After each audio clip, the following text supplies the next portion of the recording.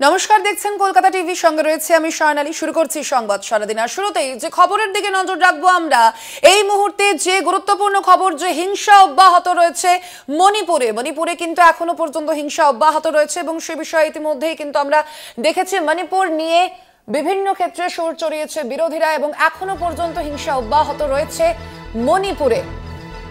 জিরিবাম জেলায় গুলির লড়াইয়ে নিহত হয়েছেন অন্ততপক্ষে 6 জন। আপনাদের জানিয়ে রাখি, শুক্রবার বিষ্ণুপুরে রকেট হামলায় একজনের মৃত্যু। শুক্রবারই বিষ্ণুপুরে রকেট হামলায় একজনের মৃত্যু এবং রাজ্য প্রশাসন সেনা কপ্টার মোতায়েন করেছে। মণিপুরে হিংসা অব্যাহত রয়েছে মণিপুরে। আমরা কথা বলবো এ নিয়ে। ফোন লাইনে রয়েছেন প্রতিনিধি ঋষিকেশ বন্দ্যোপাধ্যায়। ঋষিকেশ দা, কি জানা যাচ্ছে? আবারও মণিপুরে আমরা দেখতে পাচ্ছি যে হিংসা অব্যাহত রয়েছে, আবারও কিন্তু সেই একই চিত্র চোখে পড়ছে। আজকের ঠিক কি ঘটনা?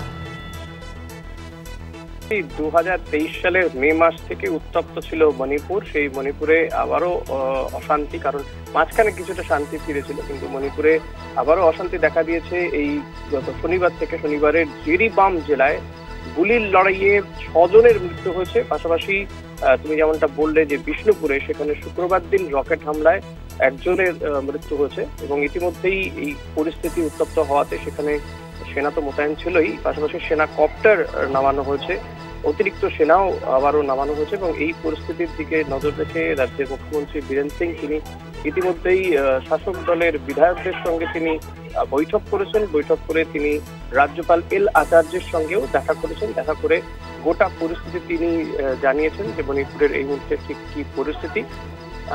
এর পাশাপাশি যেটা জানা যাচ্ছে যে অগস্ট মাসে কিন্তু একটা সাফল্য পেয়েছিল সে রাজ্যের বিজেপি সরকার, মানে বিজেপি সমর্থিত সরকার, কারণ তারা এই যে দুটি বিবাদমান গোষ্ঠী ছিল কুকি এবং মেইতি, তাদের সঙ্গে একটা শান্তি চুক্তি স্বাক্ষর হয়েছিল।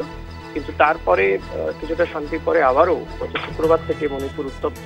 শুক্রবার তোমায় যেমনটা বললাম যে বিষ্ণুপুরে রকেট হামলা, তারপরে শনিবার দিন গুলি, এবং যে কারণে শনিবার দিন সেখানকার সমস্ত সরকারি বেসরকারি সমস্ত স্কুলই বন্ধ রাখা হয়েছিল। ফলত নতুন করে আবারও উত্তেজনা দেখা দিয়েছে এই মণিপুরে। একদম ধন্যবাদ তোমায়। আমরা কথা বলছিলাম, ফোন লাইনে ছিলেন প্রতিনিধি ঋষিকেশ বন্দ্যোপাধ্যায়। মণিপুরে হিংসা অব্যাহত। শনিবারই জিরিবাম জেলায় গুলির লড়াইয়ে নিহত হয়েছেন অন্ততপক্ষে 6 জন।